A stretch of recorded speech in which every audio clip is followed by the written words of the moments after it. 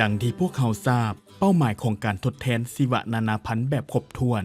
แม้นเป็นการเพิ่มชีวนานาพันธุ์เพื่อไปทดแทนต่อความสูญเสียที่เกิดจากโครงการพัฒนาในการดำเนินการดังกล่าวนี้พวกเขาจำเป็นที่จะต้องมีภาพลักษณ์ที่ถูกต้องว่าชีวนานาพันธุ์ประเภทใดเช่นว่าชนิดพันธุ์ใดและระบบนิเวศใดที่ได้รับผลกระทบด้านลบจากการพัฒนาชีวนานาพันธุ์ได้รับการกำหนดทางด้านเทคนิควิชาการว่าเป็นชนิดพันธุ์ทั้งหมดในโลกความหลากหลายของยีนและระบบนิเวศเป็นส่วนหนึ่ง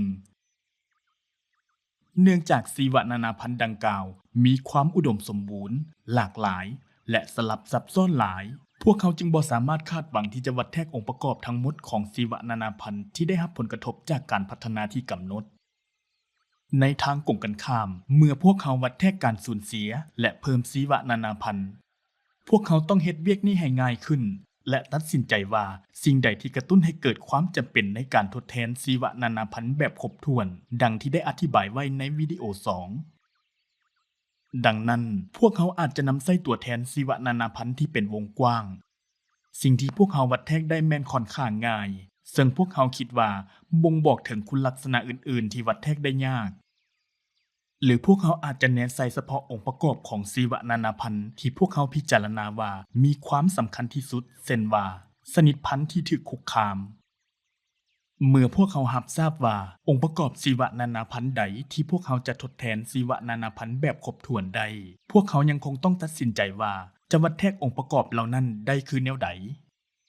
หัวหน่วยที่นำใช้ในการวัดแทกการสูญเสียและเพิ่มชีวนานาพันธุ์อาจจะมีชื่อที่แตกต่างกันหลวงหลายแต่พวกเขาจะหัวหน่วยเหล่านั้นว่าดัชนีชีวนานาพันธุ์ต่อไปนี้แม่นบรรดาหัวหน่วยซึ่งเฮ็ดการแลกเปลี่ยนในการสดเสยแบบคุณค่าเท่าเทียมกันความสูญเสียสามารถทวงดุลได้ด้วยการเพิ่มชีวนานาพันธุ์ที่เท่ากันและประเภทเดียวกันเท่านั้นซึ่งวัดแทกได้ด้วยดัชนีเดียวกันดัชนีชีวนานาพันธุ์ประเภทที่พบเห็นเป็นประจำที่สุดแม้นการวัดแทกคุณภาพถิ่นที่อยู่อาศัยของชนิดพันธุ์เฉพาะการวัดแทกพืชพันธุ์และการวัดแทกความอุดมสมบูรณ์หรือความหนาแน่นของชนิดพันธุ์ดัชนีชนิดพันธุ์อาจจะวัดแทกความอุดมสมบูรณ์ของชนิดพันธุ์หรือแม้แต่เพียงพื้นที่หรือขอบเขตที่ชนิดพันธุ์ดังกล่าวนั้นเกิดขึ้นถ้าหากว่าความอุดมสมบูรณ์ของชนิดพันธุ์หรือเขตพื้นที่ที่เกิดชนิดพันธุ์ดังกล่าวนั้นแม้นยากต่อการคาดคะเนได้อย่างน่าเชื่อถือซึ่งอาจจะเป็นเพราะว่าชนิดพันธุ์ดังกล่าวแม้นหายากมีความคลุมเครือหรือจำนวนมีความผันผวนอยู่จุดใดจุดหนึ่งเมื่อวันเวลาผ่านพ้นไปจากนั้นจะได้มีการนำเอาดัชนีถิ่นที่อยู่อาศัยมานำใช้ในบางครั้งแบบจำลองถิ่นที่อยู่อาศัยที่ดีสำหรับชนิดพันธุ์ดังกล่าวก็มีอยู่คำอธิบายทางด้านปริมาณว่าคุณลักษณะของถิ่นที่อยู่อาศัยที่มีความสำคัญและในลักษณะใดสำหรับชนิดพันธุ์และแบบจำลองดังกล่าวสามารถนำใช้ในการประเมินคุณภาพหรือความสำคัญของเขตพื้นที่ที่กำหนดไว้สำหรับชนิดพันธุ์ดังกล่าวเป็นประจำที่พวกเขาบ่มีแบบจำลองดังกล่าวและดังนั้นพวกเขาอาจจำเป็นที่จะต้องพัฒนาดัชนีคุณภาพของถิ่นที่อยู่อาศัยของพวกเขาเองสิ่งที่มีความสำคัญแม้นต้องจือไว้ว่าเมื่อพิจารณาถึงชนิดพันธุ์คุณภาพของถิ่นที่อยู่อาศัยจะต้องสะท้อนให้เห็นถึงความปรารถนาหรือความต้องการของถิ่นที่อยู่อาศัยของชนิดพันธุ์ดังกล่าวดังนั้นในบางครั้งถึงแม้นว่าพืชพันธุ์ที่มีความเสื่อมโทรมก็ยังสามารถเป็นถิ่นที่อยู่อาศัยที่สำคัญของบรรดาสิ่งที่มีชีวิตต่างๆเช่นว่าบางชนิดพันธุ์ที่ถูกคุกคามต้องอาศัยโคนต้นไม้ในเขตพื้นที่กสิกรรมเป็นต้น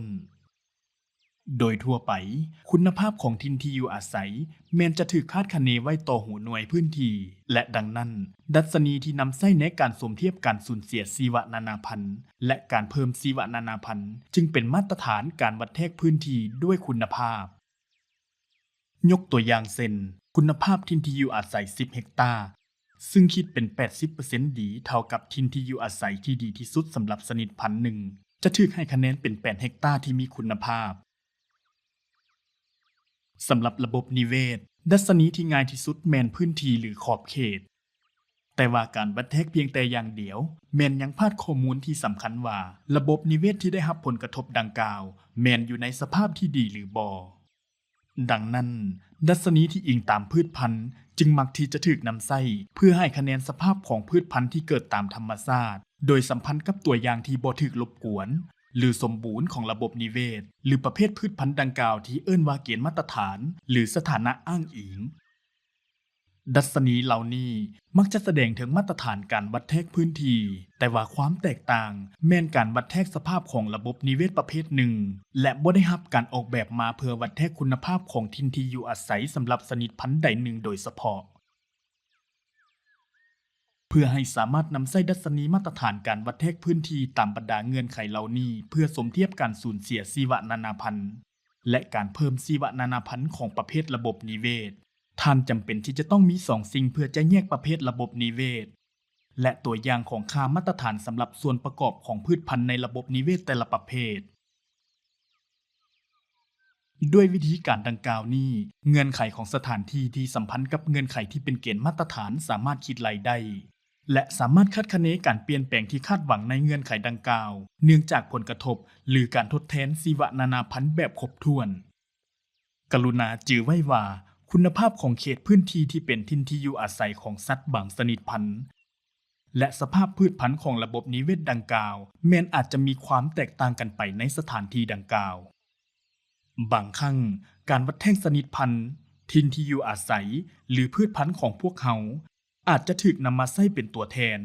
โดยหวังว่าสิ่งเหล่านี้จะเป็นตัวแทนของลักษณะชีวนานาพันธุ์อื่นๆที่มีปฏิสัมพันธ์หรือเพิ่งพาตัวแทนด้วยเป้าหมายของตัวแทนดังกล่าวแมนโดยการวัดแทกคุณลักษณะของถิ่นที่อยู่อาศัยหลายๆด้านเช่นว่าต้นไม้ใหญ่พื้นสั้นลุ่มหรือเศษใบไม้ดัชนีอาจจะสะท้อนถึงพืชพันธุ์และสัตว์อื่นๆที่อาศัยลักษณะถิ่นที่อยู่อาศัยเหล่านี้ความเสี่ยงในการนำใช้ตัวแทนแม้นอาจจะบ่เป็นตัวแทนขององค์ประกอบชีวนานาพันธุ์ที่มีความสำคัญอื่นๆในพื้นที่นอกจากนี้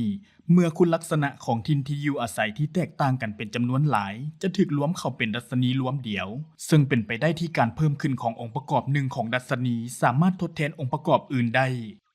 ถึงแม้นว่าองค์ประกอบทั้ง2ดังกล่าวจะมีความสำคัญก็ตามนอกจากนี้ในดัชนีมาตรฐานการวัดแทกพื้นที่และสภาพการหรือคุณภาพได้ยกตัวอย่างเช่นการสูญเสียถิ่นที่อยู่อาศัยที่มีคุณภาพเพียงแต่เล็กน้อยก็สามารถแลกเปลี่ยนกับถิ่นที่อยู่อาศัยคุณภาพต่ำในพื้นที่ขนาดใหญ่บางครั้งสิ่งดังกล่าวนี้ก็เป็นที่ยอมรับแต่ในบางครั้งก็บ่เป็นที่ยอมรับเช่นเดียวกันและพวกเขาจะกล่าวถึงปัญหานี้ในวิดีโอเกี่ยวกับกฎการแลกเปลี่ยนดังนั้นจึงมีความสำคัญที่จะต้องตรวจสอบข้อสมมุติฐานที่ว่าดัชนีแบบผสมผสานจะช่วยรับประกันว่าจะได้รับองค์ประกอบที่มีความสำคัญทั้งหมดของชีวนานาพันธุ์จะบรรลุผลการสูญเสียชีวนานาพันธุ์และการเพิ่มชีวนานาพันธุ์ผลกระทบที่ได้รับอาจจะส่งผลต่อองค์ประกอบชีวนานาพันธุ์หลายด้านดังนั้นเป็นประจำที่การทดแทนชีวนานาพันธุ์แบบครบถ้วนจะต้องนำใช้ตัวอย่างดัชนีซึ่งแต่ละดัชนีแม้นมีความเหมาะสมกับองค์ประกอบที่สำคัญของชีวนานาพันธุ์และจากนั้นจึงคิดไล่การสูญเสียชีวนานาพันธุ์และการเพิ่มชีวนานาพันธุ์สำหรับองค์ประกอบแต่ละอย่างในดัชนีที่เหมาะสมสิ่งดังกล่าวนี้จะช่วยรับประกันว่าชีวนานาพันธุ์ที่ได้รับจากการชดเชยแบบคุณค่าเท่าเทียมกันดังนั้นเมื่อพวกเขารับทราบถึงชนิดพันธุ์และระบบนิเวศซึ่งพวกเขาจะต้องทดแทนชีวนานาพันธุ์แบบครบถ้วนต่อผลกระทบ